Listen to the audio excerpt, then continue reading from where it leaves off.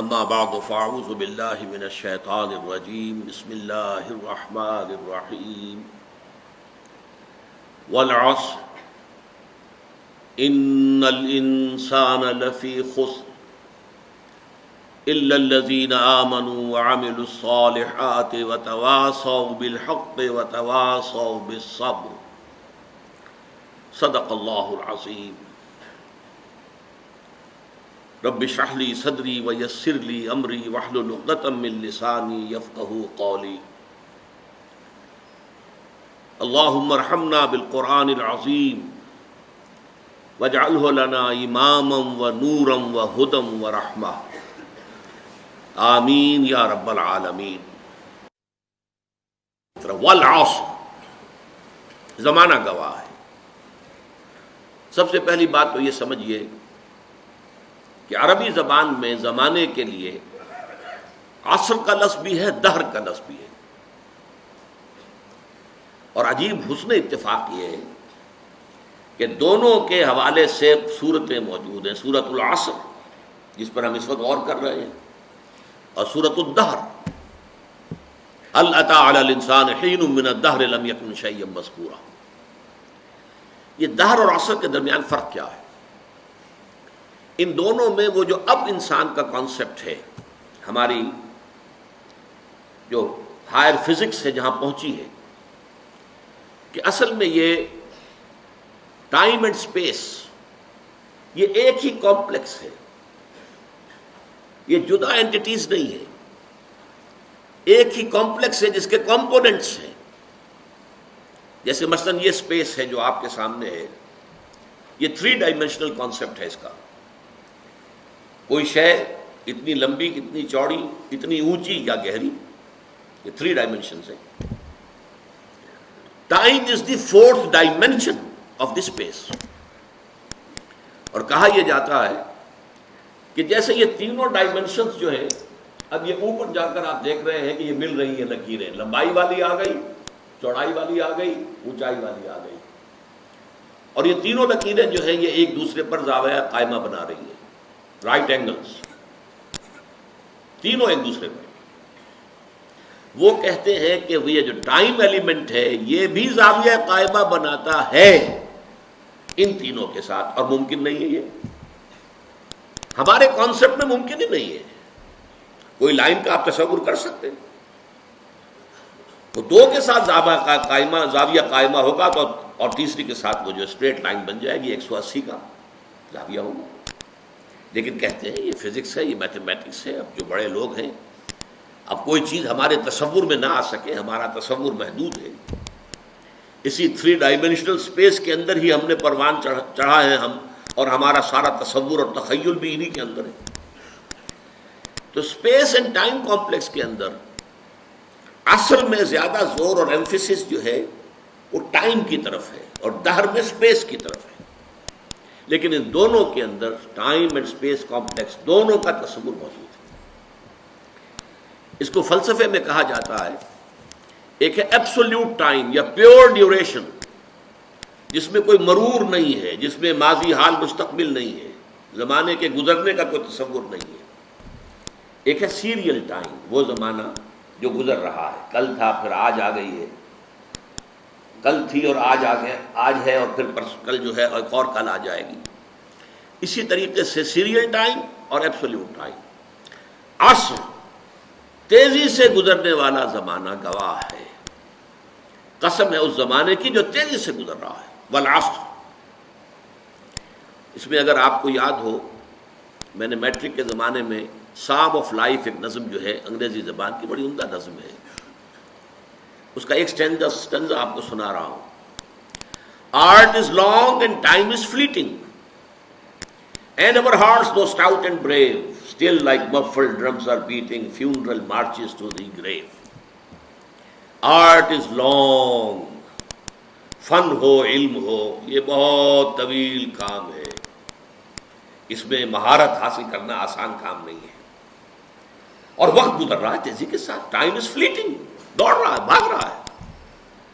And our hearts though stout and brave، اور اگرچہ ہمارے دل بڑے مضبوط ہیں، کوئی اس میں خرابی نہیں ہے، کوئی انجائنا نہیں ہے، کچھ نہیں ہے، still like muffle drums are beating. اس کے باوجود جیسے کہ کہیں کوئی فوجی جرنیل جو ہے اس کی میت جب چلتی ہے گاڑی پر تو اس کے ساتھ ساتھ ڈرم ہوتا ہے, ڈرم کی بیٹنگ ہو رہی ہے, ڈھول بج رہا ہے, اور ڈرم کی ہر بیٹنگ کے ساتھ اس کے ساتھ چلنے والے, مارچ کرنے والے جو فوجی ہیں ان کے قدم اٹھ رہے ہیں, اور ساتھ ہی ڈرم کی ہر بیٹنگ کے ساتھ یہ جو جنازہ ہے یہ قبر سے قریب تر ہو رہا ہے. اسی طرح ہمارا یہ دل جو دھڑک رہا ہے, and our hearts, though stout and brave, still like muffled drums are beating funeral marches to the grave. ہمارا یہ دل بھی, اس کی ہر حرکت جو ہے, بیٹنگ آف دی ہارٹ, یہ بھی ہر حرکت ہمیں اپنے قبر سے قریب تر کر رہی ہے. گویا کہ ہماری لاش جو ہے اس گاڑی کے اوپر رکھی ہوئی ہماری ہر بیٹ آف دی ہارٹ کے ساتھ قبر سے نزدیک تر ہوتی جا رہی ہے. یہ تصور ہے ٹائم از فلیٹنگ. تو والعصر, یہ تیزی سے گزرنے والا زمانہ اس پر شاہد ہے. عربی زبان میں اعصار کہتے ہیں جھکڑ, بہت تیز آندھی چل رہی ہے. اسی طریقے سے عصر کا وقت وہ ہے جبکہ اب دن تیزی کے ساتھ ختم ہو رہا ہے. آج کل تو آپ کو معلوم ہے بجلی کی ایجاد کے بعد سے رات دیر میں شروع ہوتی ہے, لیکن اس سے پہلے جبکہ بجلی ابھی ایجاد نہیں ہوئی تھی تو رات کو غروب شمس کے ساتھ رات شروع ہو جاتی تھی. اور عصر کے بعد سے پھر یہ کہ حسل اینڈ بسل ہوتی تھی کہ اب لپیٹو اور سمیٹو مال. کسی نے اگر کوئی اپنی دکان جو ہے سڑک کے اوپر لگائی ہوئی ہے, کہیں راستے کے اندر کسی نے کوئی سامان اپنا پھیلایا ہوا ہے, کوئی مرچنڈائز اس کا ہے, اب وہ لپیٹتا ہے, گھر جانے کی خبر کرتا ہے. وہ عصر جو ہے وہ زمانہ, یہ ہے در حقیقت جو تصور دیا گیا ہے. اور اس میں گواہی کس پہلو سے ہے؟ پہلی بات تو یہ نوٹ کیجئے, قرآن مجید میں جو قسمیں آتی ہیں تو ہم تو قسم کھاتے ہیں کس اعتبار سے, کسی عظیم شے کی قسم کھائیں گے, اللہ کی قسم, قرآن کی قسم وغیرہ. لیکن یہ کہ ظاہر بات ہے اللہ تعالیٰ سے عظیم تر تو شے کوئی ہے نہیں. اللہ جب قسم کھاتا ہے تو اس میں عظمت کا پہلو نہیں ہوتا. ہمارے ہاں مفسرین نے اس معاملے میں خام خواہ محنتیں کی ہیں. والتین والزیتون, انجیر اور زیتون پر قسمیں کھائی گئی ہیں, تو اب اس کے حوالے سے انجیر کے خواص کیا ہیں, فوائد کیا ہیں, طبی طور پر کیا اس کے اندر جو ہے وہ مفادات ہیں, فوائد ہیں. حالانکہ یہ چیز نہیں, بنیاد جو ہے صرف شہادت. اللہ کی قسم بھی ہم جب کھاتے ہیں تو کیوں کھاتے ہیں, کس بات پر کھاتے ہیں؟ اپنے کسی سٹیٹمنٹ پر اللہ کی قسم کھاتے ہیں کہ میں اللہ کو گواہ کر کے کہہ رہا ہوں کہ جو کچھ میں کہہ رہا ہوں یہ ٹھیک ہے, یا کسی وعدے پر اللہ کی قسم کھاتے ہیں کہ اللہ کی قسم میں تمہاری یہ بات پوری کر دوں گا. تو گویا کہ مقصود کیا ہے؟ گواہی. اللہ گواہ ہے, اللہ کو گواہ کر کے, اللہ شہید بیننا و بینکم, اللہ گواہ ہے ہمارے اور تمہارے مابین. تو قرآن مجید میں جو قسمیں اللہ نے کھائی ہیں ان میں مجرد شہادت ہے پیش نظر, اس میں عظمت کا پہلو نہیں ہوتا. اس لیے کہ یہاں قسم کھانے والا عظیم ترین ہے, اس سے عظیم تر تو کوئی شے ہے نہیں. اب زمانے کی گواہی کیا ہے وہ میں آپ سے عرض کر چکا ہوں. پوری انسانی تاریخ کا جو بھی چشمدید گواہ ہے وہ زمانہ ہے. یہ زمانے کی چادر سورہ اعراف کے اندر آپ اس کو دیکھیں گے. پہلے وہ تخلیق آدم وغیرہ کا ذکر ہوا ہے, اس کے بعد قیامت کا ذکر, اور اس کے بعد جو کچھ ہونا ہے جنت والے اور دوزخ والے اور اصحاب الاعراف ان کا قصہ ہے. یہ تو گویا کہ دو انتہائیں ہو گئی, ابتدا انتہا. اس کے درمیان پھر شروع ہوتا ہے حضرت نوح کا معاملہ, حضرت ہود کا, حضرت صالح کا, حضرت لوط کا, حضرت شعیب کا, اور پھر بڑی تفصیل جو ہے حضرت موسیٰ علیہ السلام. یہ سب تاریخ ہے. یہ زمانہ ان تمام چیزوں کے تہذیب ابری چھا گئی دنیا میں, پھر ختم ہو گئی. یہ سارا عروج و زوال اس زمانے نے اپنی آنکھوں سے دیکھا ہے. یہ چشمدید گواہ ہے. بڑی بڑی عظیم سلطنتیں بنی اور پھر ٹکڑے ٹکڑے ہو کر منتشر ہو گئی, ہوا ہو گئی. اسی طریقے سے بڑے عظیم لوگ آئے دنیا کے اندر, پھر ان کا نام و نشان مٹ گیا, ان کی یاد تک جو ہے لوگوں کے ذہنوں میں نہیں رہی. اس میں کیا اصول ہیں, کیا قواعد ہیں. عروج ہوتا ہے تو کیوں ہوتا ہے, زوال ہوتا ہے تو کیوں ہوتا ہے. قرآن مجید ان سب سے بحث کرتا ہے. لیکن یہ کہ والعصر جو ہے زمانے کو گواہی کے طور پر پیش کیا جا رہا ہے کہ زمانہ گواہ ہے کہ تمام انسان خسارے میں ہیں سوائے ان کے جو 4 شرطوں کو پورا کرنے والے. اس میں جیسا کہ میں نے عرض کیا تھا پچھلی نشست میں چونکا دینے کا انداز بھی ہے۔ جیسے یہ وقت تیزی سے گزر رہا ہے، آپ انگریزی میں بھی کہتے ہیں catch the time by the forelock, وقت کو اس کے ماتھے کے بالوں سے پکڑ کے رکھو، کیونکہ یہ تو تیزی سے چلا جائے گا۔ اور یہی ہمارا اصل سرمایہ ہے، اسی میں کچھ بنانا ہے، اسی میں کچھ کرنا ہے، اسی میں کچھ کمانا ہے۔ اس کے لیے بڑی پیاری مثال دی ہے بعض مفسرین نے۔ ایک صاحب نے اپنا مشاہدے کی بنیاد پر لکھا کہ میں ایک دفعہ شام کے وقت ایک بازار منڈی اس میں سے گزرا تو میں نے دیکھا ایک برف بیچنے والا بہت چیخ چیخ کر اپنے برف کو بیچنے کے لیے لوگوں کو متوجہ کر رہا تھا۔ اس کی حالت جو تھی وہ بڑی ڈیسپریٹ۔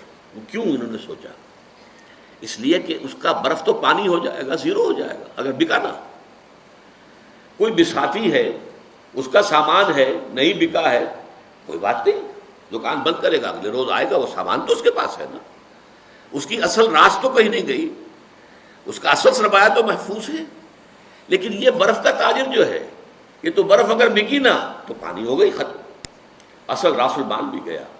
انسان کی حیثیت برف کے تاجر کی ہے، اس کی زندگی کی برف گھل رہی ہے، تیزی کے ساتھ پگھل رہی ہے، جس کو کہا ہے ایک شاعر نے بہت عمدگی کے ساتھ، غافل تجھے گھڑیال یہ دیتا ہے منادی، گردون گھڑی عمر کی ایک اور گھٹا دی۔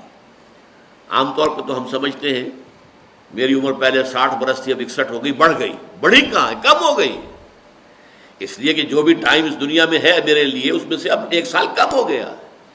1 گھنٹہ جو گزرا ہے، ایک گھڑیال بجا، 1 گھنٹہ اور، یہ 1 گھنٹہ میری زندگی میں سے کم ہو گیا ہے۔ غافل تجھے گھڑیال یہ دیتا ہے منادی، گردون گھڑی عمر کی ایک اور گھٹا دی۔ تو یہ وہ چونکا دینے کا انداز ہے۔ Time is fleeting, catch the time by the forelock, والعصر ان الانسان لفی خسر۔ اب آئیے تیسری آیت پر، یہ ہے اصل عملی اعتبار سے اس سورہ مبارکہ کا جو لب لباب ہے، جو اصل حاصل ہے، الا الذین آمنوا وعملوا الصالحات وتواصوا بالحق وتواصوا بالصبر۔ اس سے پہلے کہ ہم ان 4 چیزوں پر علیحدہ علیحدہ گفتگو کریں، پہلے اس جملے کو اپنی نگاہوں کے سامنے لکھ لیجئے، اپنے تخیل کے اندر، والعصر ان الانسان لفی خسر الا الذین آمنوا وعملوا الصالحات وتواصوا بالحق وتواصوا بالصبر۔ پہلا نتیجہ برآمد کیجئے، اس میں انسان کی کامیابی اور ناکامی کا ایک معیار ہمارے سامنے رکھا گیا۔ اگر یہ 4 چیزیں ہیں تو انسان کامیاب ہے، چاہے مفلس ہو، علاش ہو، دنیا میں اس کو کوئی جاننے والا نہ ہو، کوئی پہچانتا نہ ہو، اگر یہ 4 چیزیں ہیں تو وہ کامیاب ہے۔ اور اگر یہ چیزیں نہیں ہیں تو چاہے بادشاہ ہو، لکھپتی ہو، کروڑ پتی ہو، چاہے بہت زبردست اونچے محل میں حویلیوں میں رہتا ہو، کچھ بھی ہو، وہ ناکام ہے۔ کامیابی اور ناکامی، ذالک یوم التغابن، آگے چل کر جب سورہ تغابن ہم پڑھیں گے تو یہ نقطہ کھل کر تفصیل سے آئے گا۔ قرآن مجید کی یہ صورت ہمارے سامنے معیار رکھ رہی ہے، کامیابی کا معیار کیا ہے، ناکامی کا معیار کیا ہے۔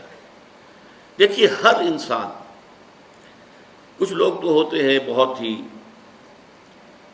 ڈھیلے ڈھالے قسم کے، جن کی زندگی میں کوئی خاص امنگ، کوئی ولولہ نہیں ہوتا، کوئی حال، کوئی مقصد نہیں، کچھ نہیں، گویا کہ وہ خود زندہ نہیں ہوتے بلکہ زندگی انہیں گزار رہی ہوتی ہے۔ لیکن اکثر لوگ جو آپ کو ملیں گے، کوئی نہ کوئی امبیشنز ہیں، کوئی مقاصد ہیں، کوئی نہ کوئی نام سامنے جو ہے، کوئی طالب علم ہے ان سے جا کے پوچھئے، کوئی کہے گا میں ڈاکٹر بننا چاہتا ہوں، میں انجینئر بننا چاہتا ہوں، میں کمپیوٹر کی تعلیم حاصل کرنا چاہتا ہوں، میں کوئی بڑا وکیل بننا چاہتا ہوں۔ ہر شخص کے سامنے کامیابی کا کوئی نہ کوئی معیار ہے۔ وَلِكُلٍّ وِجْهَةٌ هُوَ مُوَلِّيهَا، ہر ایک نے اپنے لیے ایک ہدف معین کیا ہوا ہے اور اسی کی طرف رخ کیے ہوئے بھاگ دوڑ کر رہا ہے۔ ہمارے ذہنوں میں کامیابی کے معیارات ہیں۔ زیادہ دولت ہو جائے کامیابی ہے، ہم عام طور پر یہ نہیں سوچتے یہ دولت حرام سے آئی ہے یا حلال سے آئی ہے۔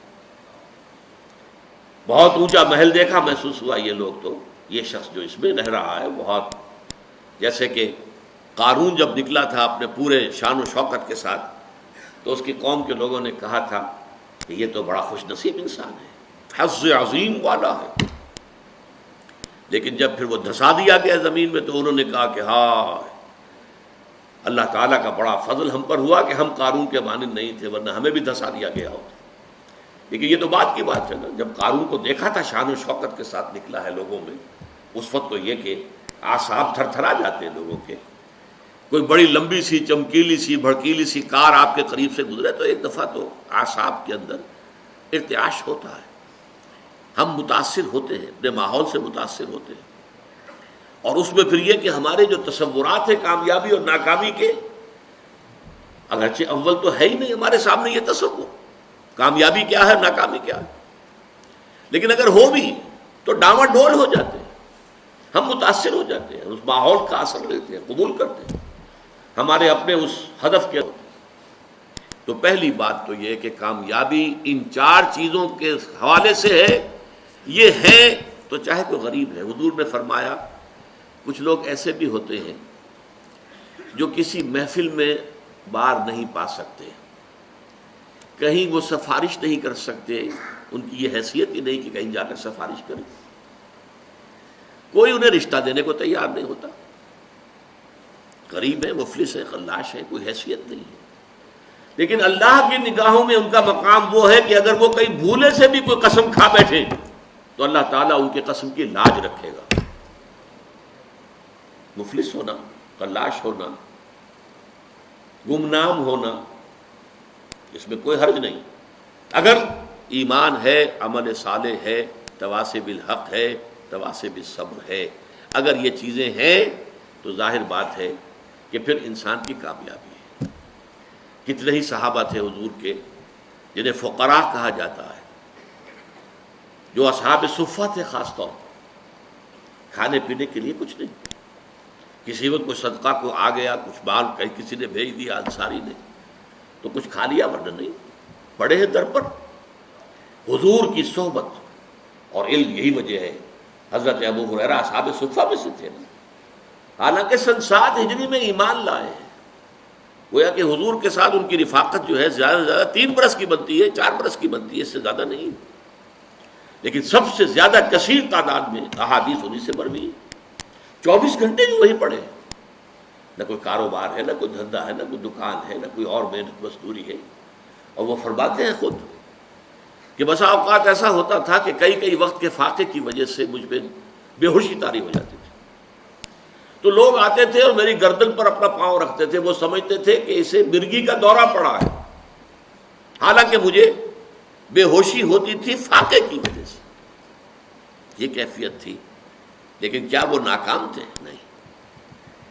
کامیابی اور ناکامی کا، فرعون وہ کامیاب نہیں تھا، ناکام تھا، نمرود کامیاب نہیں تھا، ناکام تھا، قارون کامیاب نہیں تھا، ناکام تھا۔ گویا کہ کامیابی کا معاملہ دولت سے، جائیداد سے، دنیاوی وجاہت سے، دنیاوی اقتدار سے، کسی شے سے متعلق نہیں ہے۔ کامیابی کا تعلق اگر ہے تو وہ ایمان اور عمل صالح اور تواصی بالحق اور تواصی بالصبر سے۔ دوسرا نتیجہ نکالیے، اس سورہ مبارکہ میں کامیابی کی جو کم سے کم شرائط ہیں وہ بیان ہو رہی ہیں۔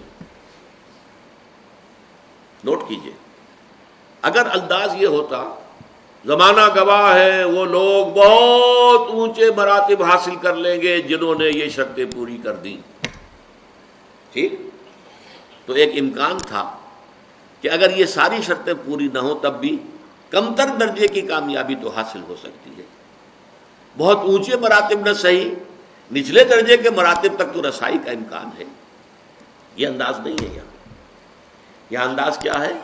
وَالْعَصْرِ إِنَّ الْإِنسَانَ لَفِي خُسْرٍ إِلَّا الَّذِينَ آمَنُوا وَعَمِلُوا الصَّالِحَاتِ وَتَوَاصَوْا بِالْحَقِّ وَتَوَاصَوْا بِالصَّبْرِ۔ زمانہ گواہ ہے اور زمانے کی قسم ہے، تمام انسان تباہ ہوں گے، برباد ہوں گے، سوائے ان کے جو یہ 4 شرطیں پوری کریں۔ یہ گویا کہ پاس مارکس ہیں، یہ فرسٹ ڈویژن سیکنڈ ڈویژن کی بات نہیں ہو رہی ہے، یہ ڈسٹنکشن کی بات نہیں ہو رہی ہے، بلکہ یہ در حقیقت بنیادی طور پر کامیابی کے لوازم ہیں، کامیابی کے لوازم ہیں، کامیابی کے لوازم ہیں، ورنہ ناکامی ہے، خسارہ ہے۔ استثناء جو ہے وہ اس کو واضح کر رہا ہے۔ تیسری بات اور بڑی اہم ہے، جب اللہ تعالیٰ کامیابی کو 4 شرطوں کے ساتھ مشروط قرار دے رہا ہے تو ظاہر بات ہے یہ چاروں لازم ہیں، ان میں سے کسی کو بھی کم کر دینے کا آپ کو اختیار نہیں۔ یہ اللہ کا کلام ہے، اس میں شاعری نہیں ہے، اس میں کوئی قافیے اور ردیف کی رعایت سے کوئی الفاظ بڑھا نہیں دیے گئے، اس میں کوئی مبالغہ نہیں ہے، یہ تو ایک ایک حرف اپنی جگہ پر اٹل ہے۔ وَالْعَصْرِ إِنَّ الْإِنسَانَ لَفِي خُسْرٍ إِلَّا الَّذِينَ آمَنُوا وَعَمِلُوا الصَّالِحَاتِ وَتَوَاصَوْا بِالْحَقِّ وَتَوَاصَوْا بِالصَّبْرِ، یہ چاروں چیزیں لازم ہیں۔ اس کو یوں سمجھیے کہ اگر کوئی معالج آپ گئے ہیں، آپ نے نبض دکھائی ہے، یا جو بھی اپنا تشخیص ہوئی ہے، اب نسخہ لکھا گیا ہے، اس میں 4 دوائیں لکھ دی گئیں، آپ نے اس میں سے اپنی مرضی سے 3 ختم کر دی یا 2 ختم کر دی یا 1 بھی ختم کر دی فرض کیجئے، تو اب یہ نسخہ اس ڈاکٹر کا نہیں رہا، یہ اب آپ کا نسخہ ہے۔ آپ کو معلوم ہے نسخوں میں یہ ہوتا ہے کہ ایک دوا کے کوئی سائیڈ ایفیکٹس ہیں جو خراب ہیں، اس کے کچھ سمی اثرات ہیں، زہریلے اثرات ہیں، تو دوسری شے شامل کی جاتی کریکٹیو کی حیثیت سے کہ اس کا ازالہ ہو جائے۔ آپ نے وہ کریکٹیو نکال دیا تو مارے گئے، وہ نسخہ شفا نہیں رہے گا، وہ نسخہ ہلاکت بن جائے گا۔ آپ اس میں سے کسی بھی شے کو ساقط کرنے کا حق نہیں رکھتے، بلکہ اس کے اندر تباہی اور بربادی آ جائے۔ یہ بات کیوں میں اس ایمفیسس کے ساتھ کہہ رہا ہوں؟ آپ اگر جائزہ لیں گے تو معلوم ہوگا کہ ہماری عظیم اکثریت محض ایمان کی بنیاد پر کامیابی اور نجات اور فوز و فلاح کی 100% امیدوار بن کر بیٹھی ہوئی ہے، اور ایمان بھی صرف زبانی کلامی ایمان، اور اگر عمل صالح کو تھوڑا بہت ہو گیا، نماز روزہ ہو گیا تو کیا کہنے صاحب، اس کے بعد تو ظاہر بات ہے کہ کوئی سوال ہی پیدا نہیں ہوتا کہ ہمارا کئی معاملہ جو ہے ناکامی کا ہو جائے۔ تواصی بالحق اور تواصی بالصبر تک تو کسی کے پہنچنے کا سوال ہی نہیں، ہمارے ذہنوں سے خارج ہے۔ یہ بھلائی کی تبلیغ کرنا یہ مولویوں کا کام ہے، ہمارا کام تو نہیں، یہ ہمارے تصورات ہیں۔ ان تصورات کو توڑ پھوڑ کر صحیح دینی تصور کو واضح کرنے کے لیے سورۃ العصر جو ہے اس پر غور و فکر اور تدبر۔ یاد کیجئے جو میں نے پچھلی نشست میں آپ کو اقوال سنائے تھے امام شافعی کے، لو تدبر الناس هذه السورۃ لوسعتهم، اگر لوگ صرف اس ایک سورت کے اوپر تدبر کریں تو یہ ان کے لیے کافی ہو جائے گی۔ لو لم ينزل من القرآن سواها لکفت الناس، اگر قرآن میں سوائے اس ایک سورت کے اور کچھ نازل نہ ہوتا تو یہ بھی انسانوں کے لیے کافی تھی۔ تو پہلی بات یہ کہ یہاں پر کامیابی اور ناکامی کا ایک معیار ہمارے سامنے آ رہا ہے، کاش کہ یہ ہمارے دلوں میں کھب جائے، جیسے کہتے ہیں کہ نقش فی الحجر، پتھر میں جیسے کوئی چیز جو ہے کھود دی جائے، ایسے ہمارے دلوں میں یہ حقیقت کھد جائے۔ کامیابی ان چیزوں سے ہے، ایمان، عمل صالح، تواصی بالحق، تواصی بالصبر۔ کامیابی دولت سے، وجاہت سے، اقتدار سے، جائیداد سے، سرمایہ سے نہیں۔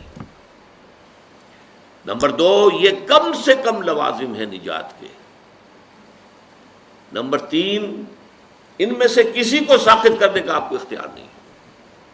اب اس کے لیے میں آپ کو ایک قول سنانا چاہتا ہوں، امام فخر الدین رازی رحمۃ اللہ علیہ، آپ کو معلوم ہے تفسیر کبیر بہت بلند تفسیر ہے اور بہت مفصل تفسیر ہے، 30 اجزاء میں ہے، اگرچہ اس میں فلسفہ، منطق، فلکیات اس زمانے کی، اس میں کافی کچھ چیزیں ایسی ہیں جس کی بنا پر عام طور پر اس تفسیر کا وہ مقام نہیں سمجھا جاتا، بلکہ بعض حضرات جو ہیں خاص طور پر جو اہل حدیث مزاج کے حضرات ہیں وہ تو کہتے ہیں فیہ کل شیء الا التفسیر، اس میں ہر چیز موجود ہے سوائے تفسیر کے۔ اس لیے فلکیات کی بحثیں ہیں، ریاضیات کی بحثیں ہیں، منطق کی بحثیں ہیں، تو بہت ہی اس اعتبار سے وہ اب ایک خاص دور کے اندر تو یوں سمجھیے کہ اس کا بہت بڑا جو ہے مقام، بہت اونچا مقام تھا، آج بھی میں اسے بہت اہم تفسیر سمجھتا ہوں۔ انہوں نے اس صورت کے بارے میں جو بات کہی ہے، هذه الآیہ اس تیسری آیت کے بارے میں کہتے ہیں اعلم ان هذه الآیہ فیہا وعید شدید، اس آیت میں بڑی شدید وعید اللہ تعالیٰ کی طرف سے آئی ہے. بأن اللہ تعالی حکم بالخسار علی جمیع الناس، اس لیے کہ اللہ تعالیٰ نے تو خسارے کا، بربادی کا، تباہی کا فیصلہ کر دیا تمام انسانوں کے لیے. الا من کان آتیا بہذہ الاشیاء الاربعۃ، سوائے اس کے کہ جو ان 4 شرطوں کو پورا کرنے والا ہو. وہی الایمان، وہ 4 شرطیں کیا ہیں؟ نمبر 1 ایمان، والعمل الصالح، اور عمل صالح، والتواصی بالحق، اور تواصی بالحق، والتواصی بالصبر، اور تواصی بالصبر. ودل ذالک، یہ ہے جملہ جو ہے دل ذالک، اس سے دلالت ہوئی اس بات کی طرف، رہنمائی ہوئی اس بات کی طرف، ان النجات معلقۃ بمجموع هذه الاشیاء، کہ نجات معلق ہے، منحصر ہے ان 4 چیزوں کے مجموعے پر. یہ ہے نتیجہ. منطقی اعتبار سے اس جملے سے یہ نتیجہ نکلتا ہے، صحیح نکلتا ہے، 100% درست ہے. اسی نجات کے لفظ کو جو میں نے لیا ہے، جو اس قول میں ہے امام راضی کے، نجات کی راہ، سورۃ العصر کے موضوع پر جو میری کتاب ہے، اور میں مشورہ دوں گا جن کو بھی دلچسپی سورہ مبارکہ سے ہو گئی ہو وہ ضرور اس کتاب کا مطالعہ کریں. اس میں ایک تحریر بھی میری شامل ہے، ایک تقریر شامل ہے. ظاہر بات ہے کہ میں ان نشستوں میں تو ان تفاصیل میں جا نہیں سکتا، اور یہ کہ میری تحریر جو اس میں شامل ہے وہ آج سے 35 برس قبل کی ہے، 36 برس قبل کی ہے. تو ظاہر بات ہے کہ اب اس وقت جو بھی جوش و خروش تھا وہ اب تو نہیں ہے، لیکن یہ کہ جن حضرات کو بھی دلچسپی ہو ضرور اس کتاب کا مطالعہ کریں. نجات کی راہ، سورۃ العصر کی روشنی. تو تیسری بات جو میں نے آپ کو بتائی، چوتھی، یہ 4 چیزیں جو ہیں یہ لازم ہیں، ان میں سے کسی ایک کو بھی ساقط کرنے کا ہمیں اختیار نہیں. چوتھی بات، 5ویں بات نوٹ کیجئے، یہ 4 چیزیں لازم و ملزوم ہیں آپس میں. ایمان اگر حقیقی ہوگا عمل صالح لازماً پیدا ہوگا. ممکن نہیں ہے کہ ایمان حقیقی ہو اور پھر عمل درست نہ ہو، کیسے ممکن ہے؟ اس ایمان کی پھر 2 دھیلے کی قیمت نہیں جس کی بنا پر انسان کا عمل درست نہ ہو سکے. بہت سی احادیث میں ہم دیکھتے ہیں کہ غلط اعمال کی بنیاد پر ایمان کی نفی مطلق کی گئی ہے. ایسی شدید حدیث بھی ہے، واللہ لا یؤمن، واللہ لا یؤمن، واللہ لا یؤمن، خدا کی قسم فلاں شخص مومن نہیں ہے، خدا کی قسم وہ مومن نہیں ہے، خدا کی قسم وہ مومن نہیں ہے. صحابہ کانپ گئے، لرز گئے. پوچھا من یا رسول اللہ، حضور کس کے بارے میں ارشاد فرما رہے ہیں؟ جواب سنیے، غور سے سنیے. فلاں شخص الذی لا یامن جوارہ بوائقہ، وہ شخص کہ جس کی ایذا رسانی سے اس کا پڑوسی چین میں نہیں ہے. کسی گناہ کبیرہ کا ذکر یہاں نہیں ہوا ہے، زنا کا نہیں ہے، چوری کا نہیں ہے، ڈاکے کا نہیں ہے، شرک کا نہیں ہے. کس چیز کا؟ ایک انسان کج خلق ہے، بد خلق ہے، اس کی ایذا رسانی ہے، پڑوسی کو تنگ کرتا ہے، پریشان کیے رکھتا ہے، پڑوسی خائف رہتا ہے، پتہ نہیں کس وقت کیا گزرے گی. تو وہ شخص مومن نہیں ہے، نہیں ہے، نہیں ہے. خدا کی قسم مومن نہیں ہے، خدا کی قسم مومن نہیں ہے، خدا کی قسم مومن نہیں ہے. ایک اور حدیث کہ جس کو حضور ہر خطبے میں دہراتے تھے، حضرت انس رضی اللہ تعالی عنہ جو طویل عرصے تک 9-10 برس تک حضور کے ذاتی خادم رہے، وہ یہ گواہی دیتے ہیں.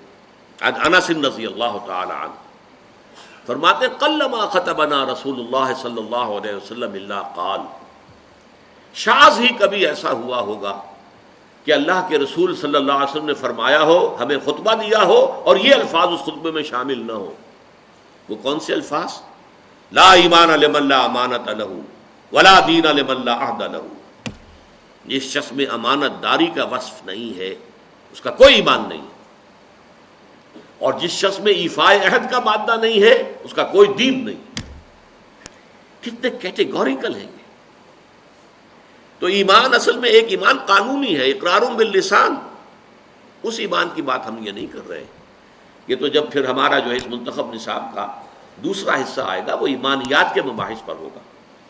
اس کے شروع میں پھر ہم ایمان کے بارے میں باتیں کریں گے.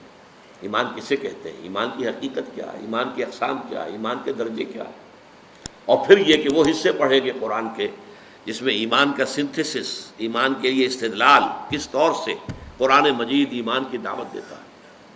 اس وقت تو جو ہم سرسری بات کر رہے ہیں کہ ایک قانونی ایمان ہے اقرار باللسان. کوئی ہندو، کوئی سکھ، پارسی، عیسائی ابھی کہے اشہد ان لا الہ الا اللہ و اشہد ان محمد رسول اللہ، وہ مسلمان ہو گیا. اقرار باللسان کا تعلق اسلام سے ہے. تصدیق بالقلب کا تعلق دل سے ہے، وہ ہے اصل ایمان. اور جب دل میں ایمان پیدا ہو جائے، یقین کی کیفیت ہو جائے، پرسنل کنوکشن ہو جائے، تو انسان کے اعمال جو ہے وہ قلب کے تابع ہوتے ہیں. حضور نے فرمایا الا فی الجسد مضغۃ اذا صلح صلح الجسد كلہ واذا فسدت فسد الجسد كلہ الا وہی القلب. آگاہ ہو جاؤ، انسان کے جسم میں ایک لوتھڑا ایسا ہے، اگر وہ درست ہو سارا جسم درست ہو جائے گا، اگر اس میں فساد ہو سارا جسم میں فساد ہو جائے گا. اور آگاہ ہو جاؤ وہ دل ہے. دل میں یقین آ جائے، ایمان آ جائے، پھر عمل درست ہو جائے. اسی طرح حضور نے فرمایا، جیسے میں نے کہا تھا وہ تو ایک تھی کج خلقی، صرف گناہ کبیرہ پر بھی کہا لا یزنی الزانی حین یزنی وہو مومن ولا یسرق السارق حین یسرق وہو مومن ولا یشرب الخمر حین یشرب وہو مومن. کوئی زانی حالت ایمان میں زنا نہیں کر سکتا. کیسے ممکن ہے؟ ایمان بھی دل میں ہو اور زنا بھی ہو رہا ہو. کوئی چور حالت ایمان میں چوری نہیں کر سکتا. کیسے ممکن ہے؟ دل میں ایمان ہو، وہ ایمان دھیلے کا نہیں پھر. اور کوئی چور حالت ایمان میں چوری نہیں کرتا، کوئی شرابی حالت ایمان میں شراب نہیں پیتا. ایمان حقیقی نہیں ہوتا، ایمان قانونی ہے. مسلمان تو وہ رہے گا. چور بھی مسلمان ہے، زانی بھی مسلمان ہے، شرابی بھی مسلمان ہے. آپ حد جاری کیجئے، چور کا ہاتھ کاٹ دیجئے، جو چاہے کرے، لیکن وہ مسلمان رہے گا. قانونی اسلام اور ہے، قانونی ایمان ایک حقیقی ایمان ہے جو دل کے اندر راسخ اور جاوید ہو جائے. اگر وہ ہوگا تو عمل درست ہو جائے گا.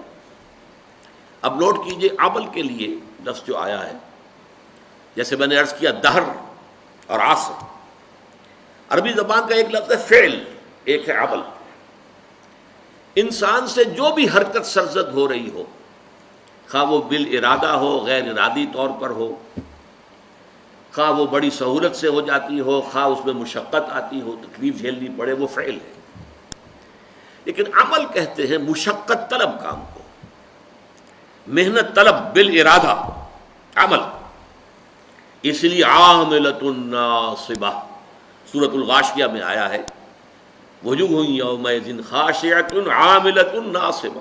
تھکے ہوئے ہوں گے، مشقت زدہ ہوں گے چہرے، جیسے کوئی آدمی تھک ہار کر کھڑا ہو، ایسے کھڑے ہوں گے قیامت کے دن. تو عاملہ وہ ہے کہ جو تھکا ہوا ہو، تھکا ماندہ انسان. تو عمل وہ کام ہے جو مشقت طلب ہو، محنت طلب ہو، ارادے کے ساتھ کیا جائے، آپ کا فری چوائس ہو اس کے اندر. صالحات نیکیاں. اب اس لفظ کو بھی حقیقت کو سمجھیے. صالح کس کو کہتے ہیں؟ جس میں صلاحیت ہو. صلاحیت کا لفظ اسی سے ہے نا، من صلح، جس میں صلاحیت ہے. صلاحیت ہے تو اس کو پروان چڑھا سکتے ہیں. اعمال صالحہ وہ ہیں جو انسانی شخصیت کے اندر ترفع پیدا کرتے ہیں، انسانی شخصیت کے اندر ترقی پیدا کرتے ہیں، اس کی روحانی اخلاقی ترفع، اس کی بلندی. وہ افعال، وہ اعمال، وہ بالارادہ کیے جانے والے عمل، وہ تھکا دینے والی مشقت جس سے انسان روحانی طور پر بلندی حاصل کرے، اخلاقی اعتبار سے ترفع حاصل کرے، وہ اس مقام کو حاصل کرنے جس مقام پر اللہ نے اسے پیدا کیا. لقد خلقنا الانسان فی احسن تقویم. انسان کو تو ہم نے بہترین ساخت پر پیدا کیا تھا، بہت اونچے مقام پر پیدا کیا تھا، مسجود ملائک بنایا تھا، تمام فرشتوں کو اس کے سامنے جھکا دیا تھا. فسجد الملائکۃ کلہم اجمعون، لیکن پھر وہ گرتا ہے، ثم رددناہ اسفل سافلین، وہ پھر نچلوں میں سب سے نیچے، الا الذین آمنوا وعملوا الصالحات۔ اس پستی سے ابھرنے کے لیے پہاڑ سے آپ کو نیچے گرا دیا گیا، پہاڑ پر چڑھنے کے لیے آپ کو مشقت کرنی ہوگی، چڑھنا ہوگا۔ وہ چڑھائی ہے ایمان اور عمل صالح کی چڑھائی، تاکہ آپ اپنے اس اصل مقام کو حاصل کر لیں جس پر اللہ نے آپ کو پیدا کیا ہے۔ حیوانیت کی سطح میں اگر گر گئے تھے تو اس حیوانیت کی سطح سے ابھر کر دوبارہ انسانی مقام کے اوپر آنا، شرف انسانیت کو دوبارہ حاصل کرنا، یہ ہے وہ محنت، یہ ہے وہ مشقت۔ اس کے لیے اللہ تعالیٰ نے ہمیں ہدایات دی ہیں، وہ کون سے اعمال ہیں، وہ کون سے افعال ہیں، کیا کرنے سے تمہاری شخصیت جو ہے وہ نشو و نما پائے گی، تمہاری سیرت میں نکھار پیدا ہوگا، تمہیں روحانی طور پر ترفع حاصل ہوگا، وہ ہے عامل الصالحات وتواصوا بالحق۔ اب یہاں عرض کر دوں میں، تواصو باب تفاعل ہے، تفاعل کے اندر دو چیزیں پیدا ہو جاتی ہیں اس باب میں، ایک تو باہم مل جل کر کوئی کام کرنا، اور نمبر دو اس میں مبالغہ، بہت شدت سے پوری طاقت سے کسی کام کو کرنا۔ حق کسے کہتے ہیں؟ حق کے چار معنی ہیں عربی زبان میں۔ جو شے فی الوقت فی الواقع موجود ہو وہ حق ہے، اور جو نظر تو آئے لیکن نہ ہو وہ باطل ہے۔ سراب ہے، نظر آ رہا ہے پانی ہے نہیں، وہ باطل ہے۔ حق وہ ہے جو موجود ہو، اور وہ شے کہ جو نظر آئے اور ہو نہ، وہ باطل ہے۔ حق ہر وہ شے ہے جو اخلاقاً ثابت ہو، یہ والدین کے حقوق ہیں، یہ پڑوسی کے حقوق اخلاقاً۔ حق ہر وہ شے ہے جو عقلاً مسلم ہو، عقل اس کا تقاضا کر رہی ہے، لازماً اس کو ہونا چاہیے۔ حق ہر وہ شے ہے جو نتیجہ خیز ہو، باطل وہ شے ہے جس کا کوئی نتیجہ نہیں، کچھ حاصل نہیں۔ یہ چار معنی میں حق لیجئے تو کس قدر وسعت ہو جائے گی تواصی کی۔ اور باہم ایک دوسرے کو کرنے کا مطلب کیا ہے؟ ایک اجتماعی زندگی وجود میں آنی چاہیے۔ یہ ایمان اور عمل والے جو ہیں مل جل کر ایک اجتماعیت وجود میں لائیں۔ یہ اجتماعیت ایک دوسرے کو سہارا دیتے ہوئے آگے بڑھے گی، ایک دوسرے کو حق کی وصیت کریں گے۔ کسی کا پاؤں پھسلنے لگے گا تو پھر سہارا دے کر اٹھائیں گے، اسے ساتھ لے کر چلیں گے۔ وتواصوا بالحق، اور حق اب میں عرض کر دوں، چھوٹے سے چھوٹا حق بھی ہے اور بڑے سے بڑا حق بھی ہے۔ دو چیزیں میں بیان کر دیتا ہوں۔ کسی نے کسی کے 100 روپے 200 روپے دینے ہیں، وہ نہیں دے رہا ہے، اس سے جا کر کہنا بھائی آپ اس کے پیسے دے دیجیے، ادا کر دیجیے، یہ بھی تواصی بالحق ہے۔ بچے گلی میں کھیل رہے ہیں، اندیشہ ہے کسی گاڑی کا جو ہے شیشہ پھوڑیں گے، کیا کریں گے، اگر آپ ذرا ان سے کہیں یہ بھی تواصی بالحق ہے کہ بیٹے یہ کھیلنے کا میدان نہیں ہے، آپ جا کر کہیں میدان میں کھیلیں، تواصی بالحق ہے۔ اور سب سے بڑا حق، یہ زمین اللہ کی ہے، یہاں اللہ کا حکم چلنا چاہیے، یہاں سے وہاں تک تواصی بالحق ہے۔ یہ چھوٹا حق بھی ہے، بڑا حق بھی ہے، گویا کہ اس میں ساری منزلیں آ گئی ہیں۔ ایک تو جماعتی زندگی، مل جل کر ایک کام کرنا، اس لیے کہ یہ کام آسان نہیں ہے۔ اس کام کے لیے جیسا کہ اگلا مرحلہ آئے گا، وتواصوا بالصبر، بڑے صبر کی ضرورت بھی ہوگی، مشقتیں بھی جھیلنی ہوں گی، تکلیفیں برداشت کرنی ہوں گی، پرسیکیوشن برداشت کرنی ہوگی۔ لیکن یہ چھوٹے سے چھوٹے حق سے لے کر بڑے سے بڑے حق تک، جب انسان حق کا علم بردار بنتا ہے، اسی لیے میں نے عرض کیا تھا کہ قرآن مجید کے مضامین میں سے دعوت اللہ، دعوت الی سبیل اللہ، ادع الی سبیل ربک بالحکمۃ والموعظۃ الحسنۃ وجادل باللتی احسن، شہادت علی الناس، نہی عن المنکر، امر بالمعروف، دعوت الی الخیر، جہاد فی سبیل اللہ۔ اللہ کی زمین ہے، اللہ کا قانون نافذ ہونا چاہیے، اللہ کا نظام قائم ہونا چاہیے۔ اس کے لیے جد و جہد، اس کے لیے محنت، اس کے لیے مشقت، اس کے لیے بھاگ دوڑ، اس کے لیے اپنا وقت، اپنی صلاحیت، اپنے مالی وسائل کو صرف کرنا، یہ سب اس میں آ گئے، تواصی بالحق۔ اس لیے کہ چھوٹے سے لے کر اور بڑے سے بڑے حق تک، جب آپ چھوٹے معاملے کے اندر حق کا ساتھ دیں گے تو بڑے میں بھی اللہ تعالیٰ توفیق دے گا کہ آپ اس کے علمبردار بن کر کھڑے ہو جائیں۔ یا ایھا الذین آمنوا کونوا قوامین بالقسط شہداء للہ، اہل ایمان عدل و انصاف کے علمبردار بن کر کھڑے ہو جاؤ اللہ کی گواہی دینے کے لیے۔ اور یا ایھا الذین آمنوا کونوا قوامین للہ شہداء بالحق، اے ایمان والو کھڑے ہو جاؤ پوری طاقت کے ساتھ اللہ کے لیے اور حق کے گواہ بن کر۔ یہ سارا معاملہ جو ہے یہ تواصی بالحق میں ہے۔ اس کے بعد آخری مرحلہ تواصی بالصبر، اس لیے کہ یہ تواصی بالحق جو ہے، الحق مر، حق جو ہے کڑوا ہوتا ہے۔ آپ بچوں سے بھی کہیں گے کہ بیٹے یہاں نہ کھیلو تو ہو سکتا ہے کہ وہ گستاخی کریں، کہ آپ اپنا راستہ لیں، جی آپ کون ہوتے ہیں؟ کسی سے کہیں گے بھائی تم نے اس کے 200 روپے دینے کیوں نہیں دیتے، دے دو۔ بھائی تم کون ہوتے ہو ہمارے معاملے میں آنے والے؟ ریزنٹمنٹ ہوگی، اس سے جوابی کارروائی ہوگا۔ اور یہ تو چھوٹے حقوق کی بات میں کر رہا ہوں، ذرا بڑے حق کی بات کر کے دیکھیے، جو وقت کے شداد ہیں، فرائض ہیں، نماردہ ہیں، ظاہر بات ہے کہ وہ کبھی برداشت کریں گے کہ حق کا بول بالا ہو، اللہ کا دین قائم ہو جائے، ہماری بادشاہتیں ختم ہو جائیں؟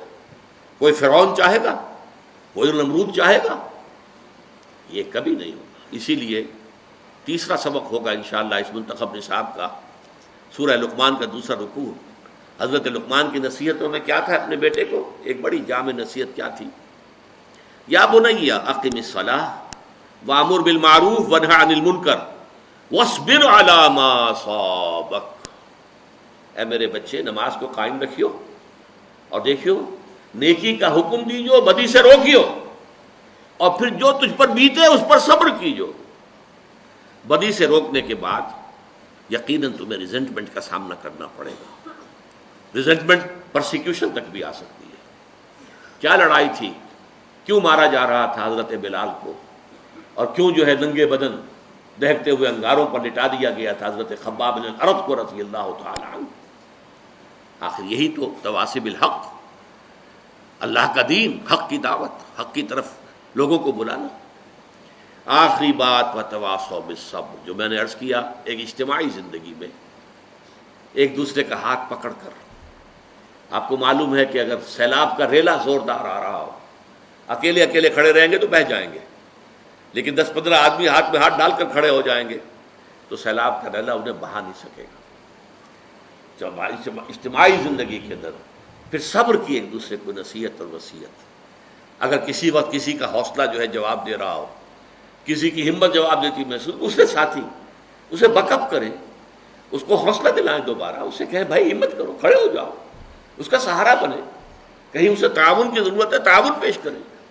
اس طریقے سے مل جل کر ایک اجتماعی زندگی کے ذریعے سے تواصوا بالصبر کا معاملہ بھی، جس کے لیے سورہ آل عمران کی آخری آیت یا ایھا الذین آمنوا اصبروا وصابروا ورابطوا واتقوا اللہ، اہل ایمان صبر کرو اور صبر میں دوسروں کا، اپنے جو مد مقابل ہیں، جو دشمن ہیں حق کے، ان کا مقابلہ کرو، ان سے زیادہ صبر کرو۔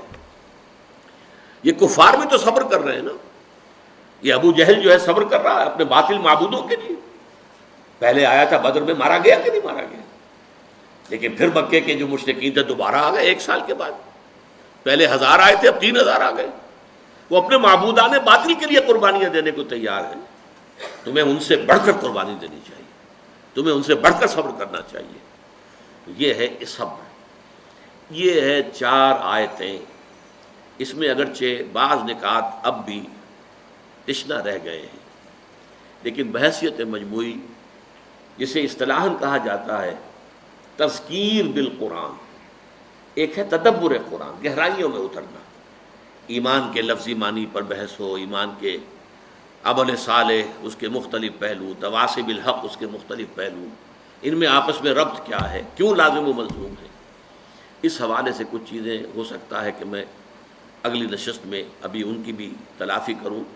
باقی یہ کہ اللہ کے فضل و کرم سے جیسا بھی ہو سکا ہے، آج میں نے اس کا بحیثیت مجموعی، اس کا جو ایک لب لباب ہے وہ آپ کے سامنے بیان کر دیا ہے۔ اقول قولی ھذا واستغفر اللہ لی ولکم ولسائر المسلمین والمسلمات۔